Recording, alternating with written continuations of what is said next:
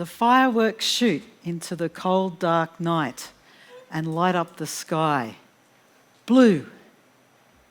It's a boy. But what if this beautiful human being realises that their true self is a they or a she? Will there ever be an inclusive world where their gender doesn't matter? When I was a little kid, my grandmother would say to me, "You should have been a boy." And I wanted to say to her, "I am a boy." But I kept that secret to myself. But I do remember when I was about 3 one summer, really feeling at home, like I could be a boy. I was in my great-grandmother's backyard, breathing in the summer heat. And even though I could feel the scratchiness of the dress fabric against my skin, I raced around that backyard like the little boy I was. And I climbed her fruit trees and I picked the ripest plum and sank my teeth into that beautiful flesh, and the juice just dripped down my face.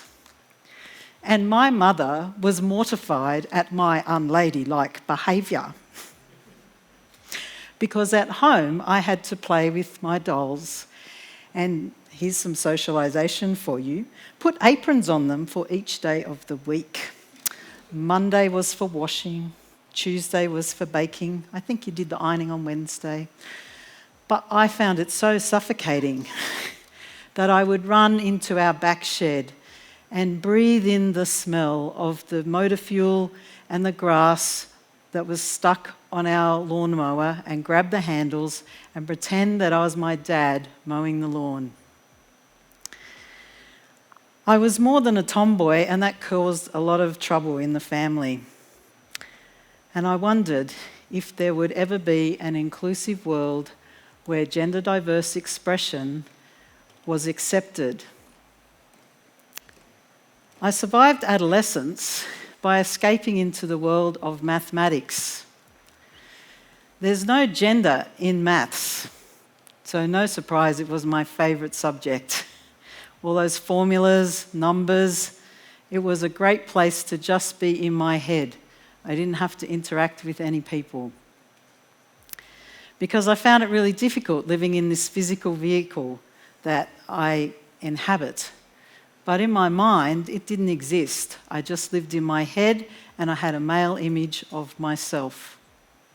And I didn't understand why the world couldn't see that male image as well. In senior school, I often dreamt of living on a beach in solitude, far away. But I didn't. I went to uni in Newcastle, and what do you think I studied? Maths. But after 2 years, I got a job as an electrical apprentice. The career slogan was, "Girls can do anything," and so I thought, well, maybe society's changing a bit. So I applied for a job, which I got because I'd been studying maths. And when I got to the work site, it was a very different attitude. It hadn't quite filtered down.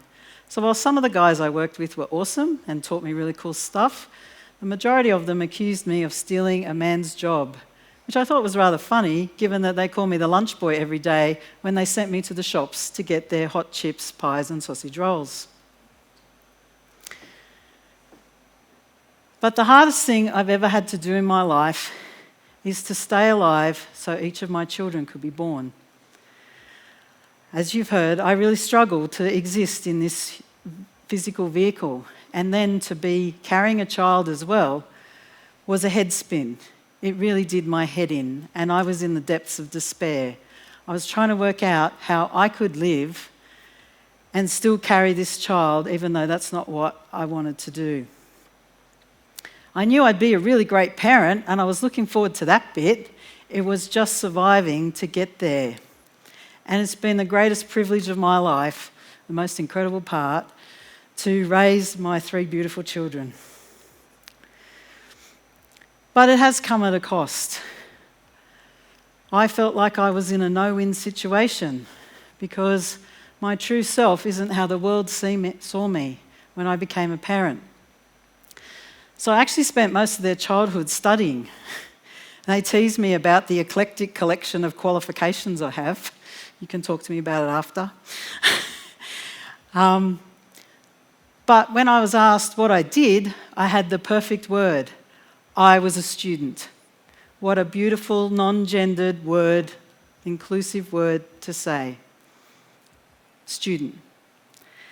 And there are so many other gender-inclusive words that we could use when we're talking about people.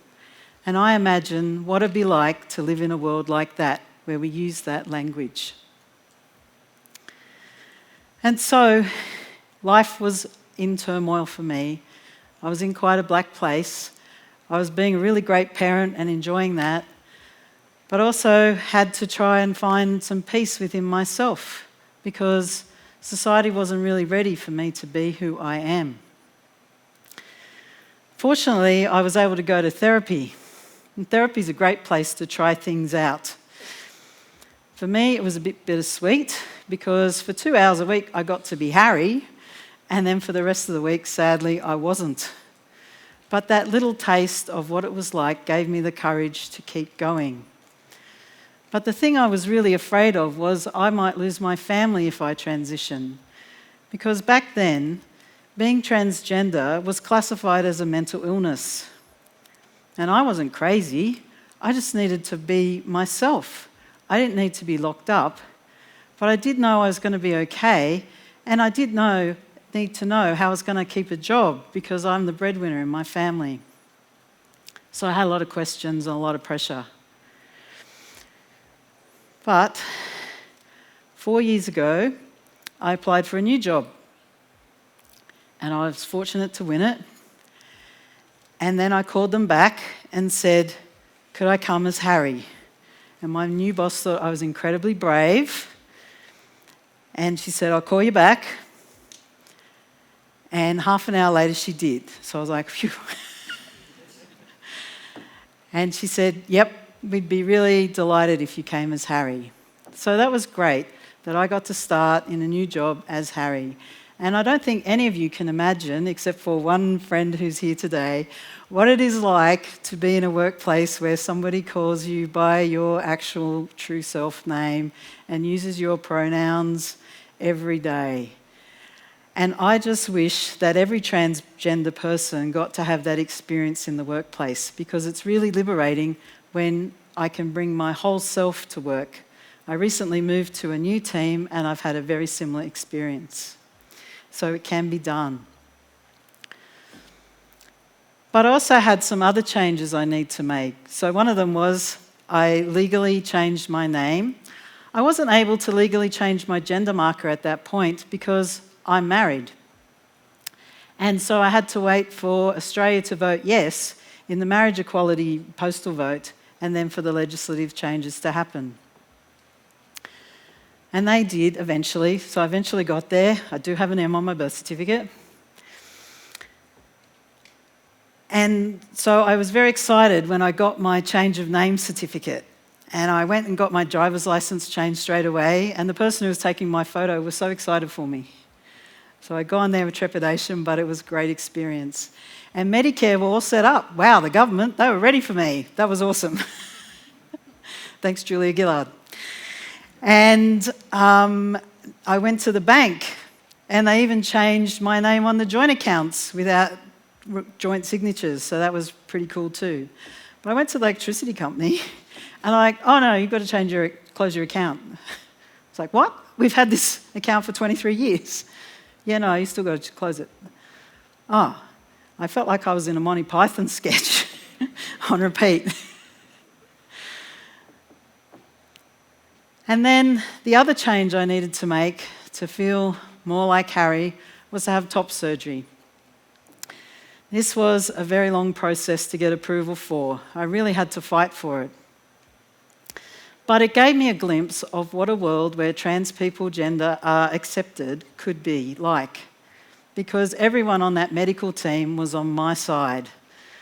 They were rooting for me. I didn't really realise till the anaesthetist walked in on the morning of the surgery with this great big smile on his face going, oh, it's such an exciting day. we're going to make some really big change in your life today, Harry. And I was like, because I was having surgery, I was a bit scared. And I was like, really? I hadn't stopped to think about it like that. But yes, actually, this is really, really exciting. And when I woke up from the surgery, all the blackness in my brain was gone. And the next day, I was able to take a walk, and I went in the park nearby, and it felt like this huge burden had been lifted from me. No more thoughts of being dead, no more thoughts of violence to myself, no blackness. I just couldn't believe that it could have actually been that simple. And it was. And my surgery scars I call my warrior scars. Top surgery saved my life. So I was sure glad I had that therapy. It was really worth it. So I was transitioning and things were improving for me. But when a transgender person transitions, it's not just my journey or their journey, it's your own family's journey as well. And people travel at different speeds. So there were some family members who were grieving. They felt like they were losing me. And it took them time to adjust to see that actually me being really entirely happy for the first time in my life was actually the person they really wanted to hang out with. So despite all my fears earlier, I did actually get to do the thing that I thought was impossible. I did get to transition and I did get to keep connected to my family. And I did have to choose when I transitioned. I wasn't going to transition while my kids were in high school. I didn't think that was fair to them. But when grandchildren were on the way, it was like, now's my time. I got to do this before they get here. And I love being a grandpa. So yeah, I thought changing those three things in my life would mean that I would never be misgendered again. But I was wrong. Because society still doesn't necessarily see me as male. So if I tell you I'm a he, I'd really like it if you could call me he and use those pronouns. And if someone else tells you they're a she, then please use those pronouns. And if someone else tells you they're a they, even if your mind can't quite get there, please do it. Because everybody deserves to feel like their whole selves. An Ipsos survey was conducted in 2018 that showed that 71% of Australians thought that attitudes towards transgender people was improving in Australia. So that's really encouraging. But it also found that only 2 out of 5 people were willing to use the pronouns that the person wanted used. So we've still got a bit of a way to go. But I thought back and thought, well, 50 years ago when I was running around my great-grandmother's backyard, if the survey had been held, it probably would have been 0 people out of 5. And what I'd like you to imagine is we have a world where we actually don't need to conduct surveys on people's attitudes towards transgender people. Wouldn't that be awesome?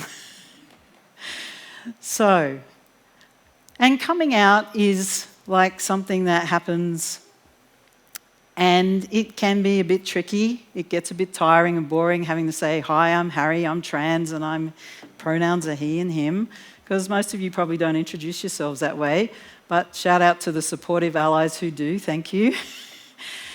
But occasionally it can turn into an episode of, you can't ask that.